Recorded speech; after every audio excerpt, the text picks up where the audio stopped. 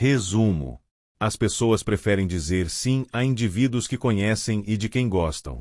Reconhecendo essa regra, os profissionais da persuasão costumam aumentar sua eficácia enfatizando diversos fatores que aumentam a sua atratividade e a sua aceitação. Um aspecto pessoal que influencia a afeição é a atratividade física. Embora não seja novidade dizer que a beleza física proporciona uma vantagem nas interações sociais, pesquisas indicam que a vantagem pode ser maior do que se pensava.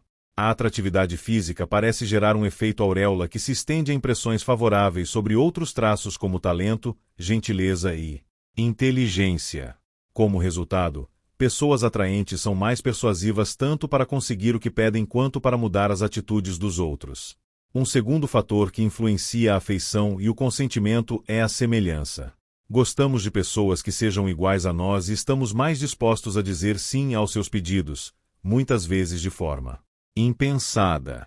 Outro fator que produz afeição são elogios. Embora o tiro possa sair pela culatra quando exagerados, os elogios costumam aumentar a afeição e, portanto, a anuência. O aumento da familiaridade por meio do contato repetido com uma pessoa ou objeto é outro fator que costuma promover a afeição. Essa relação se verifica sobretudo quando o contato ocorre sob circunstâncias positivas e ou negativas. Uma circunstância positiva que funciona especialmente bem é a cooperação mútua e bem-sucedida. Um quinto fator ligado à afeição é a associação. Ao associarem a si mesmos ou seus produtos com coisas positivas, publicitários, políticos e vendedores estão tirando proveito desse fator. Outros indivíduos, torcedores de times esportivos, por exemplo, também parecem reconhecer o efeito das simples conexões e procuram se associar a eventos favoráveis e se distanciar dos desfavoráveis. Uma estratégia bastante eficaz para reduzir o efeito indesejado da afeição sobre as decisões de anuência exige uma sensibilidade especial à experiência de gostar de um solicitante mais do que se devia. Ao reconhecermos esse fato, devemos recuar da interação social, separar mentalmente o solicitante de sua oferta e tomar uma decisão de consentimento com base apenas nos méritos da oferta. Perguntas de estudo. Domínio do conteúdo. 1. A que se refere a expressão efeito auréola? Como ele pode ajudar a explicar a relação entre a atratividade física de uma pessoa e sua atratividade em geral aos olhos dos outros? 2. Tendemos a gostar das pessoas que dizem que gostam de nós, ou seja, que nos elogiam. Também tendemos a gostar das pessoas que se dizem iguais a nós. Neste último caso, quais são os indícios de que costumamos dizer sim de forma automática para outras pessoas semelhantes? 3. Uma série de estudos sobre a criação e a redução de hostilidade entre grupos foi conduzida em colônias de férias para meninos. Depois de gerada a hostilidade, quais procedimentos tiveram sucesso em reduzi-la? Quais falharam? 4. A que se refere a tendência de se deleitar na glória refletida? Sob quais condições e em que tipo de pessoa essa tendência aparece com mais frequência? Pensamento crítico. 1. Numa carta à irmã, a escritora Jane Austen escreveu: "Não quero que as pessoas sejam muito agradáveis, pois isso evita o problema de gostar delas demais." A que problema associado a gostar das pessoas ela poderia estar se referindo? 2. O ator Will Rogers, que se vangloriou de que nunca conhecia um homem de quem não gostasse, obviamente diferia de Austen em sua opinião sobre as vantagens de gostar das pessoas. Quais seriam as consequências da abordagem mais efusiva de Rogers no tocante às relações interpessoais? Pense no seu próprio estilo interpessoal. Aproxima-se mais do estilo de Roger ou do estilo de Austen? Por quê?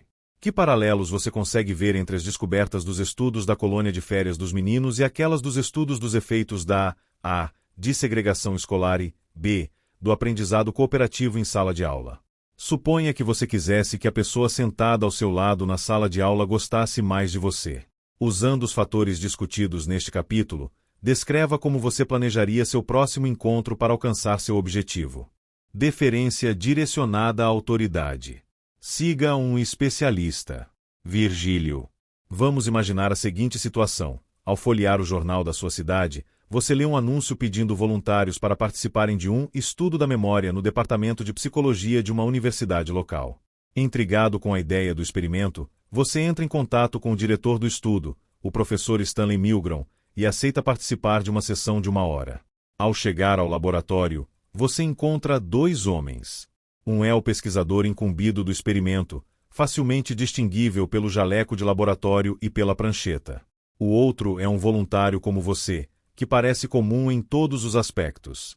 Após os cumprimentos e gentilezas iniciais, o pesquisador começa a explicar os procedimentos a serem seguidos. Ele diz que o experimento é um estudo de como a punição afeta o aprendizado e a memória. Um participante terá a tarefa de memorizar pares de palavras de uma longa lista até conseguir se lembrar perfeitamente de cada par. Essa pessoa é chamada de aprendiz. O papel do outro participante será testar a memória do aprendiz e aplicar choques elétricos cada vez mais fortes a cada erro. Ele será o professor. Naturalmente, você fica um pouco nervoso com essa notícia. Sua apreensão aumenta quando, após um sorteio, descobre que desempenhará o papel de aprendiz.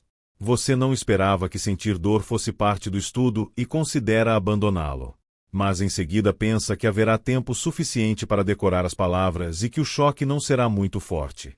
Depois que você estudou a lista de pares de palavras, o pesquisador o prende numa cadeira e, à vista do professor, coloca eletrodos no seu braço. Mais preocupado agora com o efeito do choque, você indaga sobre sua potência. A resposta do pesquisador não é nada tranquilizadora. Ele diz que, embora os choques possam ser bem dolorosos, não causarão nenhum dano permanente aos tecidos.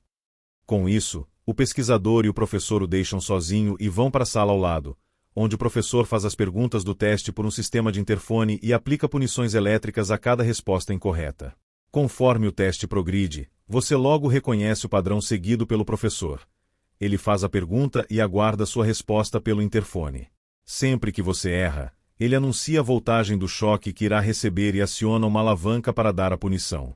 O mais preocupante é que, a cada erro, o choque aumenta em 15 volts. A primeira parte do teste avança sem maiores percalços. Os choques são incômodos, mas toleráveis. Mais tarde, porém, com o aumento dos seus erros e das voltagens dos choques, a punição começa a incomodar o suficiente para tirar sua concentração, o que leva a mais erros e choques ainda piores. Nos níveis dos 75, 90 e 105 volts, a dor faz você gemer de forma audível. Aos 120 volts, você exclama no interfone que os choques estão realmente começando a doer. Aceita mais uma punição com um gemido e decide que já sofreu o suficiente. Depois que o professor aplica o choque de 150 volts, você berra no interfone: "Chega! Quero sair! Me tirem daqui, pelo amor de Deus!" Em vez de tranquilizá-lo dizendo que ele e o pesquisador estão vindo soltá-lo, o professor se limita a fazer a pergunta seguinte. Surpreso e confuso, você murmura a primeira resposta que lhe vem à cabeça. Está errada, é claro, e o professor aplica um choque de 165 volts.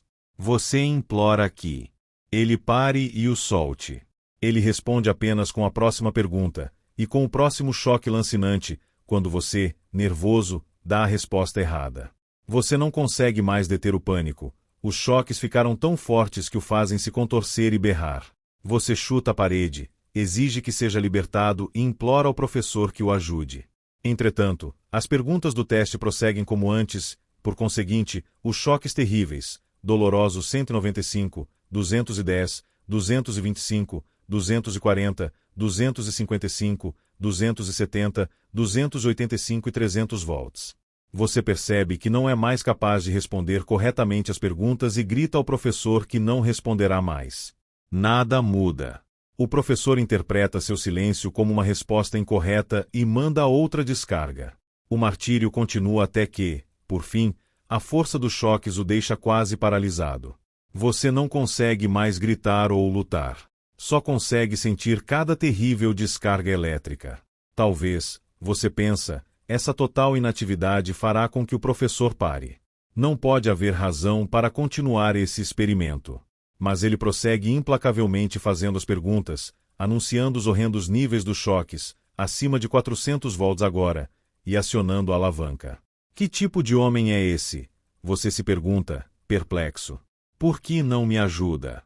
Por que não para?